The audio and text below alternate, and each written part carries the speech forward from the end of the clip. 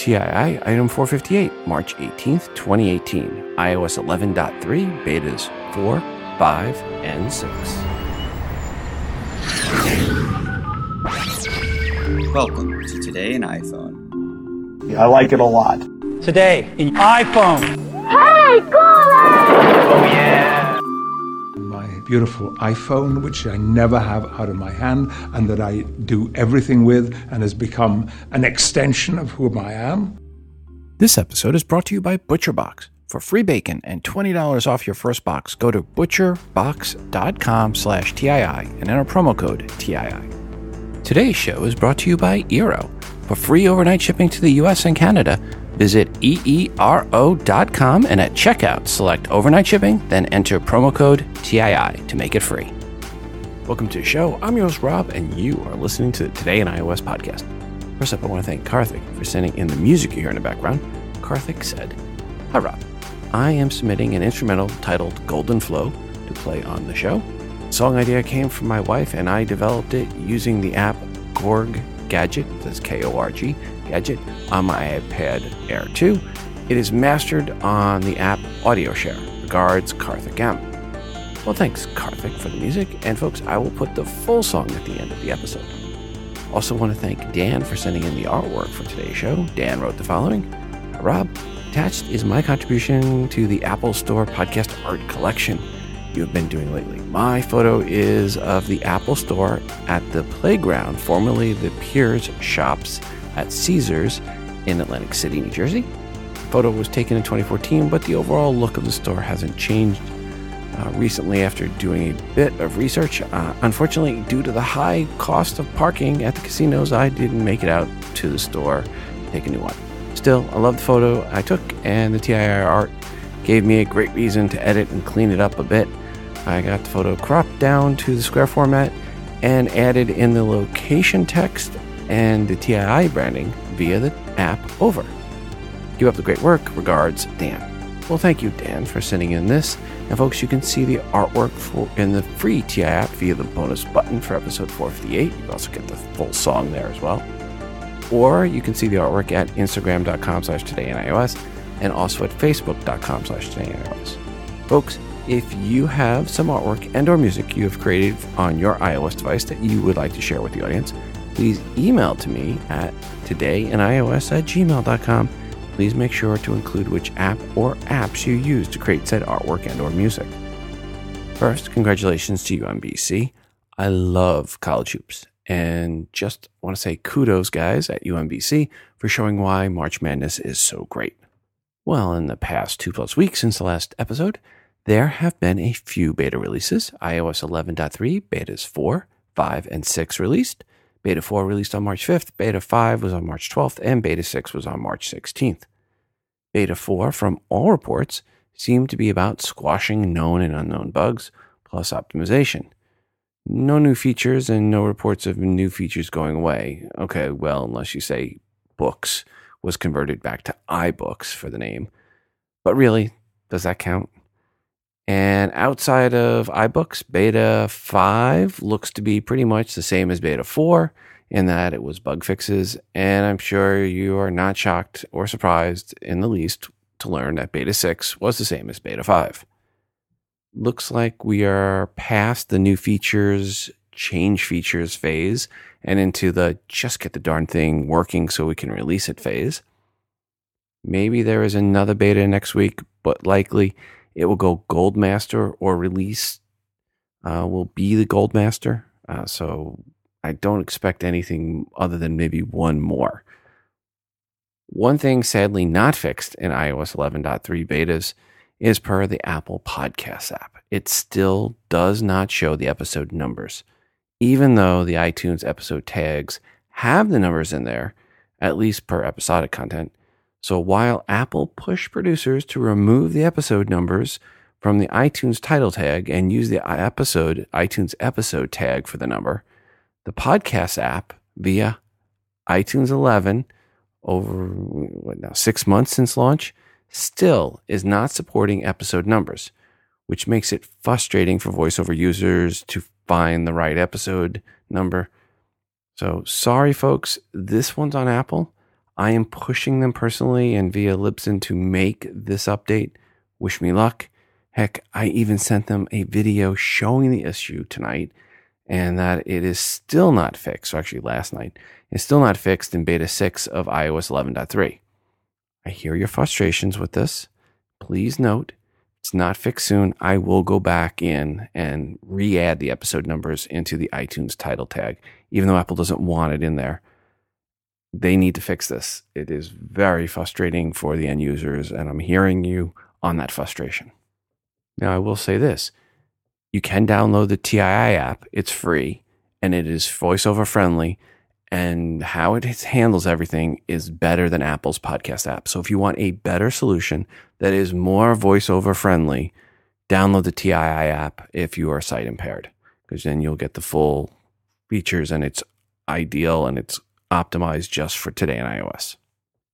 And as we know, Apple does not like to do any of these updates by themselves. watchOS 4.3 betas 4, 5, and 6 were released since the last episode, and they were in lockstep with the iOS 11.3 beta releases of the same numbers. And the double shocker here, when I say all three were about bug fixes and optimizations, no new features. In beta 5, there was a fix for the battery remaining percent indicator, only changing increments of 5%, and they now have down to 1% changes. And they fixed it so weather will now report for Greater China, which would, I guess, say pretty much every day, smoggy with a chance for more smog before it gets dark and then you can't see the smog. Can't imagine why China did not want that reported. And last and, least for the beta updates are those for tvOS 11.3. Now, by least, I don't mean tvOS is looked at by Apple as least important, just that there were only 2 beta updates, 4 and 5, versus the 3 iOS and watchOS updates that happened in the last 2 weeks. Per tvOS 11.3 beta 4 and beta 5, you guessed it, bug fixes and optimizations are all that were reported for these 2 betas. Apple was busy the first couple of weeks of March with beta updates, which is nice to see. We should see a gold master within the next 2 weeks, and we'll talk about that in a few seconds. Because Apple announced a couple of events. The first one to happen will be March 27th, and Apple sent out invites to it last week.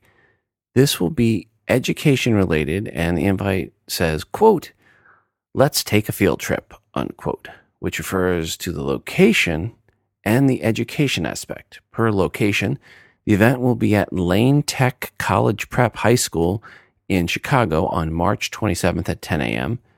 And I'm not sure if that's 10 a.m. Central Time or the typical 10 a.m. Pacific Time. I did send an email to Apple asking for an answer on the specific time zone that the 10 a.m. is referring to, but let's assume it's Pacific Time and 12 p.m. local time, Central Time, for when this event is being held. I'm not saying it's any West Coast elitism here not to include the time zone info. Not going to say that. The invite says the event will feature, quote, "creative new ideas for teachers and students," unquote. So yes, we have that double confirmation that it's education related. Per the invite, it shows an Apple logo that looks to have been drawn with a calligraphy pen, which means there is likely to be some new announcement around the Apple Pencil and iPads.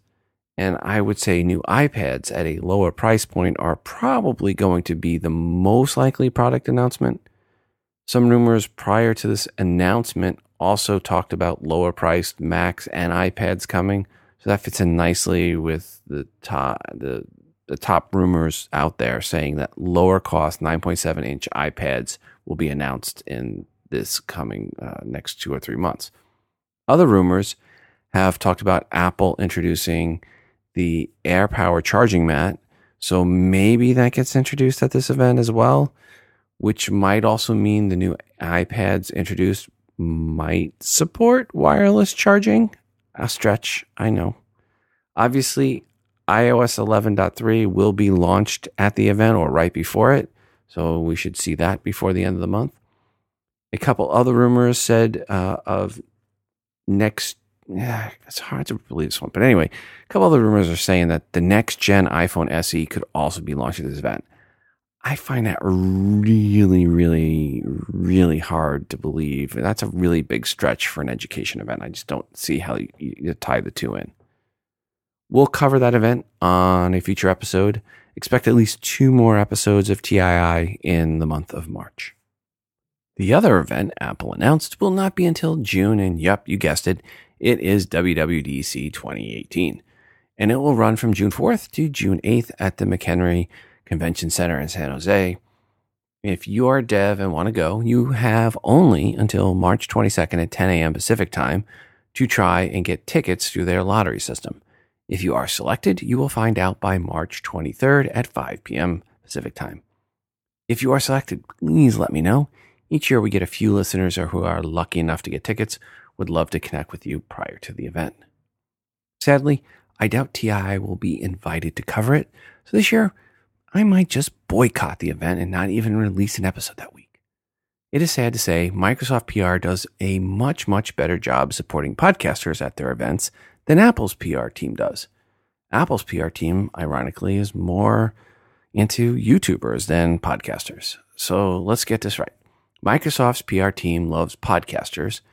That's a medium dominated by the Apple ecosystem. But Apple's PR loves YouTubers, which is a platform owned by Google. Seems like a really odd love triangle. Anyway, we will see how it goes this year. That all said, the key takeaway here is if you are a dev, you have until March 22nd at 10 a.m. Pacific time to register for the lottery for a chance to, at minimum, to spend $1,600 on the tickets for WWDC and another $1,600 on travel, lodging, and miscellaneous costs. Or put another way, enough to buy a new MacBook Pro. So maybe by losing, you actually win. Per what will be announced at WWDC, I'm going to go way out on a limb here and say iOS 12 will be announced and beta 1 of iOS 12 will be released on June 4th. We will go over more speculation and announcements leading up to the event. But for now, if you want to register for a chance to not buy a new MacBook Pro, you have until March 22nd to do so. Look for the link in the show notes. As mentioned earlier, today's episode is sponsored by ButcherBox. They send you meat, but not just any meat. They send grass-fed and grass-finished beef, free-range organic chicken, and heritage-bred pork. I live in Kansas City, and one thing we know in KC is meat. This is the meat town, period. And the meat ButcherBox sent was great. ButcherBox meat comes from humanely raised animals that are never fed antibiotics, hormones, or fatty fillers, because antibiotic, hormone-free meat is not just good for you, but it tastes great as well. How ButcherBox works is you choose from curated boxes, including a mix of high-quality beef, chicken, and pork, or you can customize your own box. The meat is frozen at peak of freshness in an individually vacuum-packed, biodegradable packaging and delivered right to your doorstep for free. In my family, I am the cooker of meat. I did not put sauces or cover it in A1. Nope, I believe the only good thing you can put on meat is more meat. I cut the strips that they sent in half. Then I wrapped them in bacon and placed them on the grill. No spices, no extra. They were wonderful and the family loved it. With spring finally upon us, it is time to fire up the grill again, and that means you need meat to put on the grill. If you go to butcherbox.com/TII and enter promo code TII, you'll get $20 off your first box and get free bacon. Really nice, thick bacon. Perfect for wrapping your other meat. Quality and convenience are key. Think of ButcherBox as your neighborhood butcher who will deliver you the highest quality beef, chicken, and pork right to your door. You pick the delivery frequency, and each delivery includes recipe cards with tips and tricks for creating quality meals. Shipping is free to the lower 48 in the US, and again, you can get free bacon and $20 off your first box by going to butcherbox.com/TII and entering promo code TII. One new app for iOS that is making waves is Fortnite. and it is invite only to play right now for iOS. If you're not familiar with Fortnite, it means you do not have a young male in your life.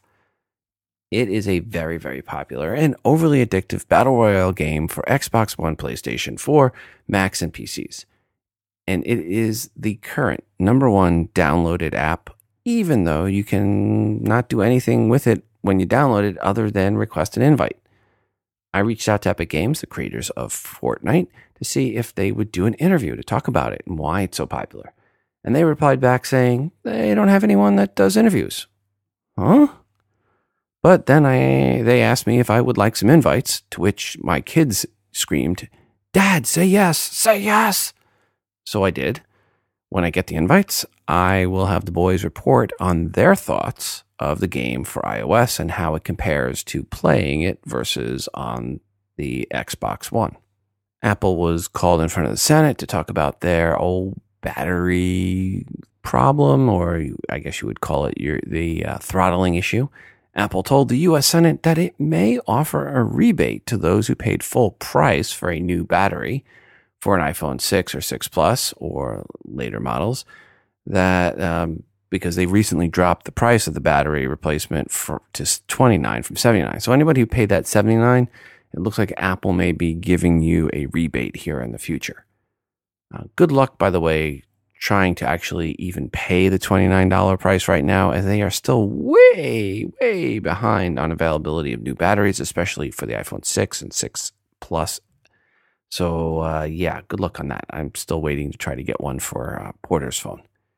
Apple is sticking to their story, though, that the slowdown or the forced CPU reduction was all done to smooth out peak power demands and to keep the devices from suddenly shutting down, which I kind of do believe was actually the case. But when they say that they told people what they were doing when they did it, yeah, I don't believe that so much. And speaking of taking people for a ride, Apple just added a new bike sharing feature in the Apple Maps app for 179 cities around the world. And those 179 cities are, I'm not going to do that. You will be able to find where the bike share stations are if you happen to be in one of those cities. It will not tell you if there's any availability, but if you already have the bike out, this will at least tell you the closest stations to where you are so that you can return the bike. Just type in bike sharing into the Apple Maps search bar, and it will find stations in the city you are in if you happen to be in one of the 179 cities that they cover. Hey, Rob, this is Brent out here in Oklahoma City. Just came across something really cool on my Apple Watch. I just discovered this might be old news to some people out there, but pretty cool little deal. So there might be somebody out there that doesn't know about this, but I was kind of playing with the complications on my Apple Watch face, and I use the modular face because I like to have as many complications on the face as possible. And there are actually two choices in the selections. There's weather and weather conditions.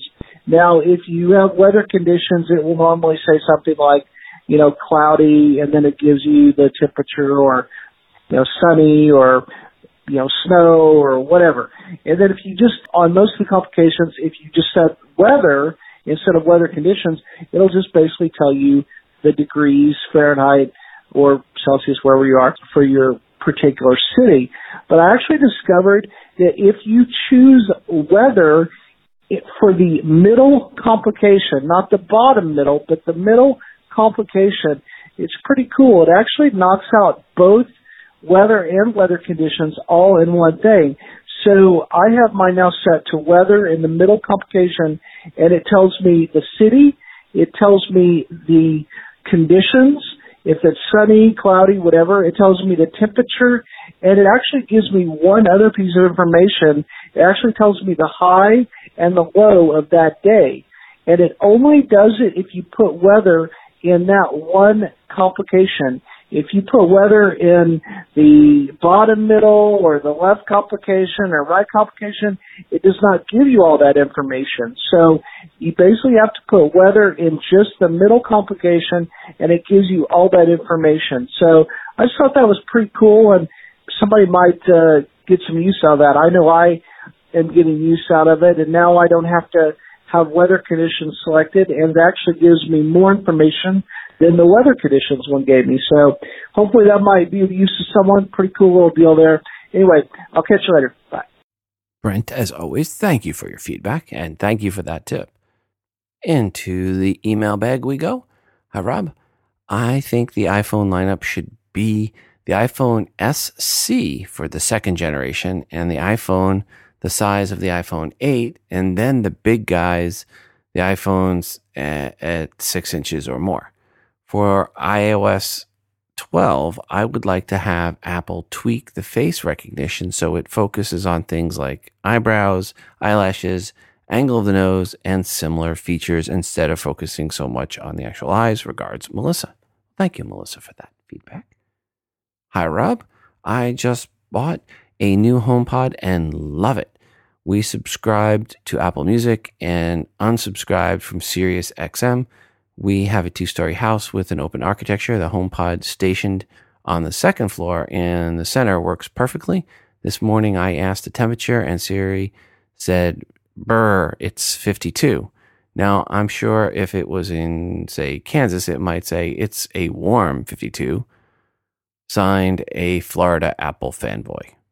Thank you for that feedback and glad you are enjoying your HomePod. Back to the email bag. Hi, Rob. This should be helpful to your visually impaired listeners who use VoiceOver with an iPhone and Apple Watch. Since the release of AirPods in December 2016, I've been unable to get them to work as expected with my iPhone and Apple Watch when using VoiceOver. I've reported this to Apple via the Apple accessibility email address several times, but I always get a standard response telling me that my issue would be passed to the relevant department. I went to the Apple Store in early December 2017 where they replicated the problem and promised that the matter would be escalated. It wasn't, and I contacted them again in January. I was finally put through to the accessibility team. When I explained that my AirPods would not work with VoiceOver when switching between my iPhone and watch, the girl expressed surprise and said it must be a single user problem as they would know if it was a design fault.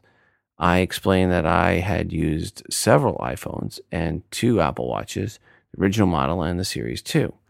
We carried out a lot of tests over several calls and took around 10 days in total. Eventually, I was asked to make a video recording of the problem, and the girl set up logging for both the phone and the watch. Finally, I was contacted about 2 weeks later and advised that the engineering team had also replicated the fault and that they had been able to tie my evidence into a large number of other fault reports that they had received, but they couldn't replicate. I was told that they would now be investigating the fault and a solution would be provided in a future update. Progress at last. The fault has been very difficult to describe because symptoms appear to change each time I tried to get my VoiceOver output to go to the AirPods when switching between the iPhone and the watch. Purely through an unexpected behavior was I able to replicate the actions that resulted in the fault happening every time and thereby explain it. Here's what I found. 1. Enable VoiceOver on the iPhone and the Apple Watch. 2. Pair the AirPods to the iPhone. 3. Enable AirPods in AirPlay area of the watch control center. This doesn't always work and it may be necessary to restart the watch. Once the AirPods are enabled for AirPlay on watch, VoiceOver output can be heard via AirPods.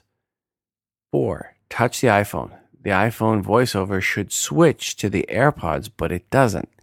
5. Touch the iPhone every 30 seconds. The VoiceOver output will continue to come through the iPhone speaker. After approximately 2 minutes, the switch will take place and the iPhone VoiceOver output will be sent to the AirPods. The 2-minute delay in switching back to the iPhone was the thing that made this difficult to diagnose. Now that Apple has been able to replicate the problem, those of us who have not been able to use our AirPods with the Apple Watch when using VoiceOver should get a solution soon. Regards, Stuart Duncan, Dundee, Scotland. Well, Stuart, thank you for the heads up on that. And if you are someone that was having this issue, thank you, Stuart, for letting them know that they're not alone and that a solution is coming soon. Hey Rob, it's Justin from Pennsylvania. I wanted to give a quick review on a product. The one I'm going to talk about today is the iDoDo charger, spelled I-D-U-D-U. It's a car mount charger that does wireless charging, and I use it with my iPhone 10.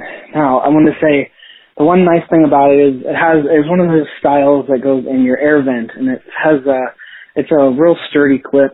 It does not seem to come out. I have to pull it pretty significantly to get it out of my air vent once I had it in there the right way. So it feels sturdy on that end. And then it has 2 feet at the bottom. What I do like about it is when you first throw your phone on, the feet light up white, so you know that you made contact and it's charging. It's not, wireless charging is not the fastest, but it's really nice if you're using it for GPS. It keeps your phone from losing charge, and it gives you a nice, slow, steady charge. There is an option for fast charge on it, but I generally just don't do fast charging unless I really need, my phone to be charged quicker. But generally, I don't when I'm just putting it in there in the car. It's just nice to have it in a nice hands-free way that I can still see it, but keep my eyes on the road. I really like this charger. The one thing I would say, if you were interested in buying this, you can buy it on Amazon. That's where I got it. I think I got it for about $20. I've seen it vary in price a little bit here and there. And but other than that, I would say I would recommend this charger. And when you do get it, it has these arms that you push in and they click in. What I'd recommend for you is make sure once you have it clicked where you think it's tight, do it one more click, that much tighter, because I did almost have my phone fall off at once. That was because I didn't quite tighten it enough. And you might think you have it tight enough, but just push it one little click more, and then your phone's real strong in there, will not move. I've tried shaking it out of there, and ever since I've been a little more careful with that, it stays in place, does wireless charging well, and does not fall out of the vent. So I'd really recommend this to anyone out there looking for an inexpensive car charger that does wireless charging for your 8 or 10. Thank you very much, Rob. Have a great day. Bye. Justin, thank you for the review of the iDoDo charger. Barclays analyst Blaine Curtis and his sidekicks spent some time recently in Asia meeting with companies in Apple's supply chain that are sworn to secrecy under penalty of death and dismemberment. Plus, they'd have to give up their firstborn as well. And of course, they supposedly all sang like canaries. According to Blaine, the supply chain for the iPhones, AirPods, and HomePods gave them data that led them to the following conclusions. Per AirPods, Apple is expected to continue to increase production, and he estimated that shipments would be around 30 million or up to 30 million units in 2018. AirPods are still backordered with delivery via apple.com at 10 to 12 days as of today. So conclusion, AirPod sales are still going well and Apple's still having trouble manufacturing. Per the HomePod sales, Barclays said that they have been, quote, underwhelming, unquote. So from the data, it appears Apple's initial run of HomePods was in the 6 to 7 million units range, but no estimate on how many they actually sold. So I don't know how they can say that they're actually underwhelming unless, I guess Barclays had their own idea of how many HomePods Apple was going to sell. Per iPhones, they basically just echoed the other rumors out there for 2018, which is an iPhone 10 Plus, in addition to a 6.1-inch LCD version. They also backed up or just regurgitated the rumor about the 6.1-inch LCD version having Face ID but no Touch ID, i.e. it will have ears or a notch depending on your perspective. But otherwise, will have a lower feature set, i.e. less money to manufacture, a single rear side camera, and other cost-saving choices to reduce the feature set so as to be able to lower the price point of it.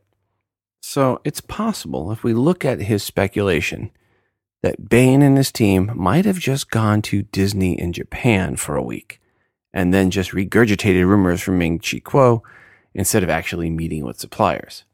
It's possible, just saying. This next one started as a rumor and then was quickly confirmed by Apple, and that is that one of our sponsors is being acquired by Apple, and that is Texture. So I guess for now, I can say Apple sponsors the show. Well, not this episode, but I do have an order for an episode in March for Texture. And Apple again has confirmed they acquired Texture. So technically, Apple is a sponsor of Today in iOS. Or they were right up until someone in Apple PR heard this episode and reported me. And well, hopefully they are still a sponsor. But really, I did need to state up front this before getting into the story. According to Apple from the PR, quote, Apple today announced it signed an agreement to acquire Texture, the digital magazine subscription service by Next Issue Media LLC, which gives users unlimited access to their favorite titles for one monthly subscription fee, unquote. From Eddie Q at Apple, quote, we're excited Texture will join Apple along with an impressive catalog of magazines from many of the world's leading publishers. We are committed to quality journalism from trusted sources and allowing magazines to keep producing beautifully designed and engaging stories for users, unquote. I'll just add this. Congratulations to the folks at Next Issue Media /Texture. Hopefully they'll keep advertising for a little bit longer. Again, I am supposed to have them as a sponsor on episode 460 and then at least 7 more in 2018. So yeah, please keep advertising on podcasts. Thanks, Texture and Apple. I wanted to welcome Eero back to the show as a sponsor. This is a product I absolutely love and allows me to get the fastest Wi-Fi at my house and the best coverage everywhere in my house and around it. Eero, E-E-R-O, makes a Wi-Fi mesh network for your home. I travel for work, and on the last trip, everything went wrong, at least for my wife. Sick kid, garage door broke, and the internet went out. You have 2 boys at home, and your husband's not there. That's not good. The wife called me about the internet, and from the Eero app on my iPhone in Nashville, and my house is in Kansas City, I could see there was no internet connection. So I had her go to the Google Fiber box, unplug it, wait a minute, plug it back in. A few minutes later, I could see on my Eero app that the internet was back up and running. The issue was with the Google box. I really loved that feature where I could confirm all was then good. With the Eero app, it lets me monitor all my Wi-Fi devices connected now or have ever been. And we have 21 right now on our network. If I had another router and not a mesh network, I'd be going, yikes, but I don't have to do that with Eero. This is the 2nd gen Eero unit, and it has the added 3rd 5 gigahertz radio, and it is a mesh network, just like at the office buildings that you may work at, but now it's for your home. I set up my main unit in my office, connected it via Ethernet cable to my Google Fiber box, then went to the kitchen, plugged in the beacon unit in a standard wall outlet, set it up quickly, then set up one in our bedroom, which is as far away from my office as possible in our house. It was about 10 to 15 minutes to set it all up. It was really easy. And you only need to hardwire connect the base station unit.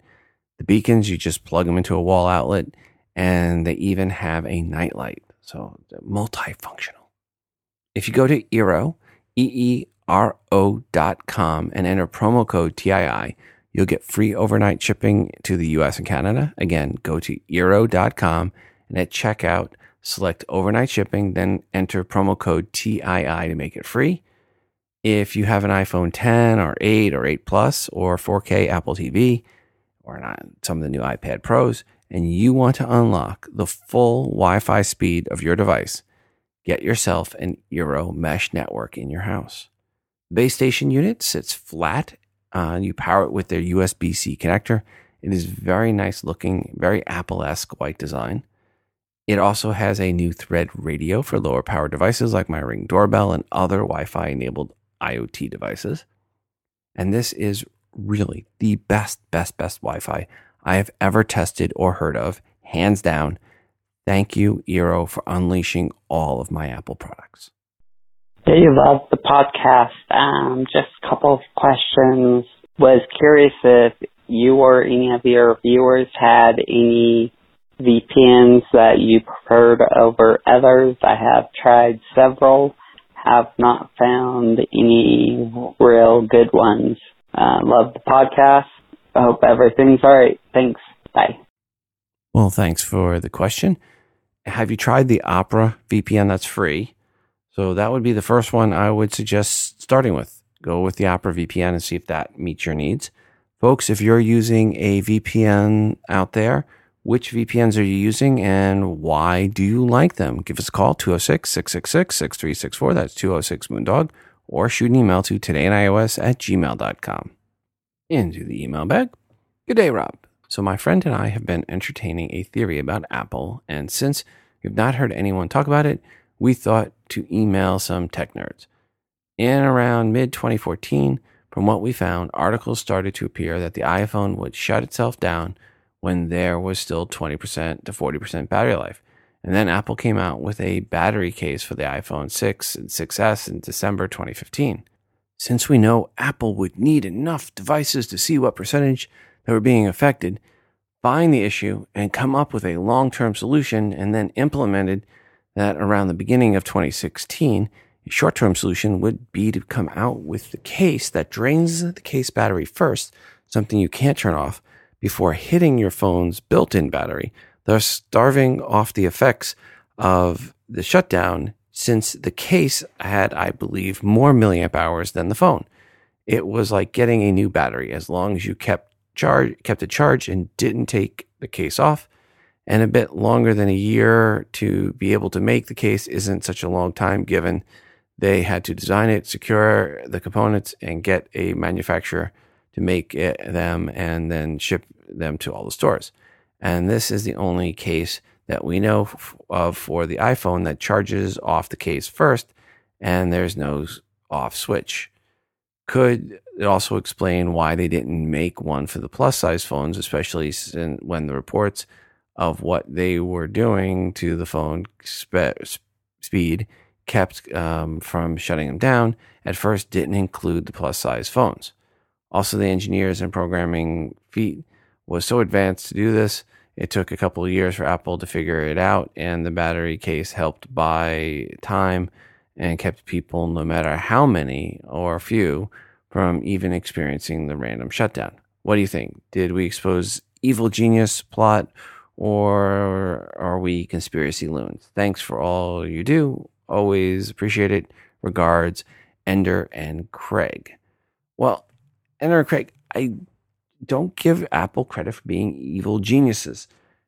And per the Apple case, that was always designed and announced just for the non-S version, so this, or non-plus version, so the 6 and the 6S and the 7 and the 7S. You didn't need it for the plus size because the battery is so much bigger and the battery life is so much better on the plus size phones that you didn't need the extra battery. That's the main reason why you have one versus the other. Per it charging and pulling off the battery first, that's brilliant. That has nothing to do with any evil genius plan. That's just good design. It pulls off and degrades, because every time you dissipate a battery charge, it degrades the battery a little bit. So it degrades the battery case battery before you pull or degrade your iPhone battery. And since it's a lot easier to replace a case than it is to replace a battery inside a unit, it makes a lot of sense for Apple to draw off the battery case first. So again, nope, sorry, not seeing any conspiracy here. I think they designed the case with the battery for the iPhone 6 and 6S and 7 and 7S because the battery is much smaller than that on the plus size of those units. This is Justin in Pennsylvania. I have a question about my new Apple Watch. I was wondering, I was playing around with watch faces on an Apple Watch, and I liked picking a custom photo of, I had a nice photo of my wife and daughter for around Christmas. And then when I wanted to add a complication to it, the only place I could put it is at the very bottom, and I couldn't add more than one complication, or I had to take away the date as a complication, because it's a very set, standard thing. Is there a way to put them in the corners, or do 3 around the bottom, or something like that, or the watch face is set in stone, that you can only add the complications that are pre-designed for the watch face. Like, because when you're customizing a watch face, I wanted to put other icons on the screen so I can get quickly to my podcast or weather or something like that. So just a quick question. As far as I can tell, there doesn't seem to be any way to do it. And if there is any way out there, I would love to know. Thank you very much. Love the show. Talk to you later. Bye. Justin, thanks for the feedback and the question. And if anyone knows an answer to Justin about adding complications to different standard watch faces, let us know. I don't think there's a way, but if there is a way and anyone knows of it, give us a call, 206-666-6364. That's 206-MOONDOG, or shoot an email to todayinios@gmail.com. And back into the email bag. Hi, Rob. Thanks for the podcast full of useful information. I'm struggling with a problem and wondered if you or the listeners could help. I'm running an iPad Air 2 with iOS 11.2.5. I ran the 11.2 betas as well. The dock doesn't stay completely visible while I'm using it. I attached screenshots, captures. It is half on and half off the screen. You can't get to the icons that are off the screen. The dock won't move. Sometimes it's totally off screen and you can't use the dock at all. Seems pretty weird. It goes back to normal for a while. Then I restart the iPad and I started with the first beta. And I thought after the release version of 11.2.5 came out that it would be resolved. I submitted this via the beta program, but obviously it wasn't resolved. Have you or the listeners had this problem? And do you know of any ideas on how to fix it? Keep the good work. Regards, Jeff. Well, thank you, Jeff, for the feedback. And I'll throw this one out to the audience again, 206-666-6364. That's 206-MOONDOG. If you can help Jeff out, please let us know. Hi, Rob. I just need your thoughts on buying a HomePod. Thing is, I have most of the Sonos products. I have Apple Music and my library also on Apple servers. Love music and Apple. I know that the Sonos has their smart speaker, but I prefer Apple's privacy and security. You know what I mean. Siri, what do you think? Regards, Samson from France. Well, Samson, if you have to choose between Apple product and one that's not as secure and you care about privacy, then go with the Apple product. The audio quality is very good as well. So if you really care about the music and you're big into music and privacy, then go with the HomePod. But if you can get away with slightly degraded audio and not worry about privacy, then maybe the HomePod's not for you. But if privacy is an issue, then you always want to be in the Apple ecosystem. Hi, Rob. It's Kim from Salem, Oregon. And I am calling you on my just purchased iPhone 10. That's the 256 gigabyte model. I love it. It's awesome. The only problem I have is trying to get my small face to work with Face ID. It does work. It took a little while to set it up. Although there is a wonderful podcast by Jonathan Mosen, Mosen, that used to work for Freedom Scientific, and now he has switched to Apple, which is wonderful. And the podcast is the Blind Side Podcast 61. It's in the Apple Podcast app.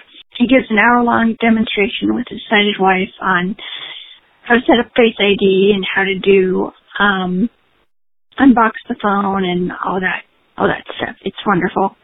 Anyway, if any visually impaired people are wondering, okay, the AppleVids podcast wasn't really helpful, so I need a little more insight into Face ID.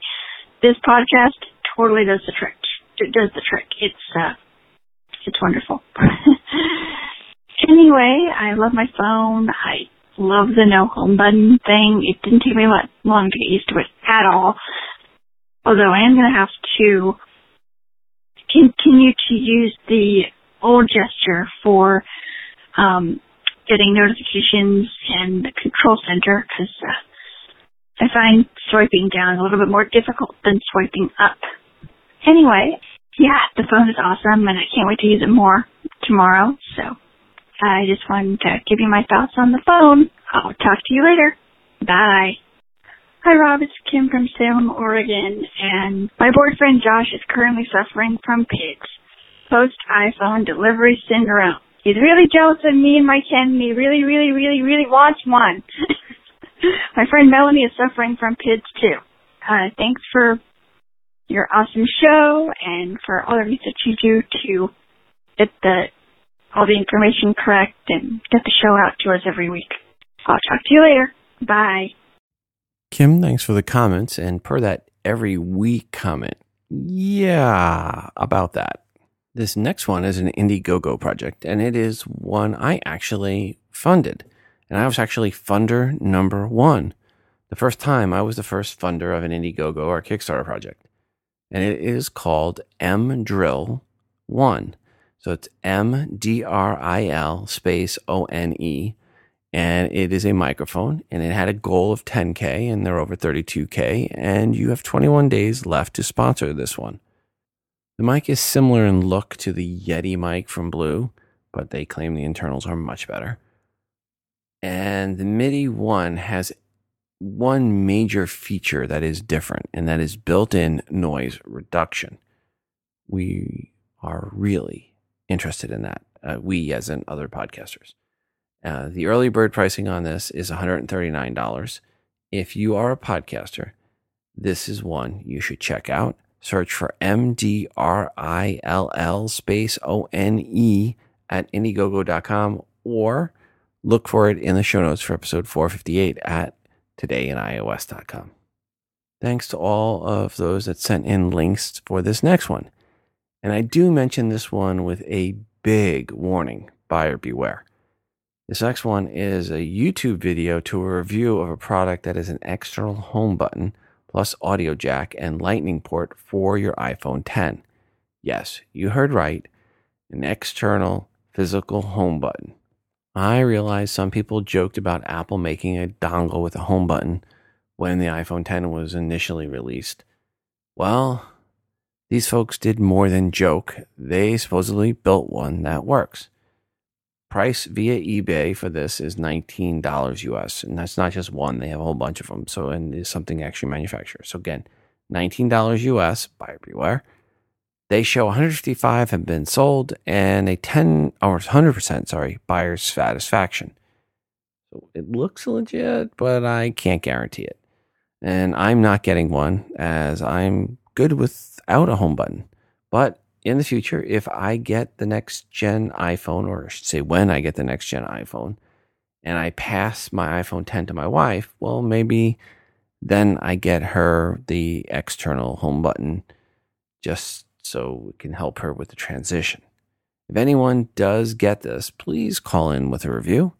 I'll have a link in the show notes for the video and the eBay page for this item, but just look for the link titled eBay iPhone 10 external home button, or look for the YouTube link right before it.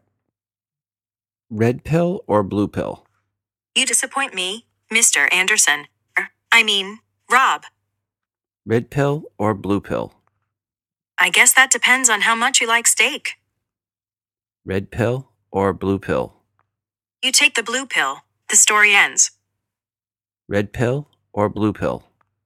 Oh, wait. I know this one. There is no spoon.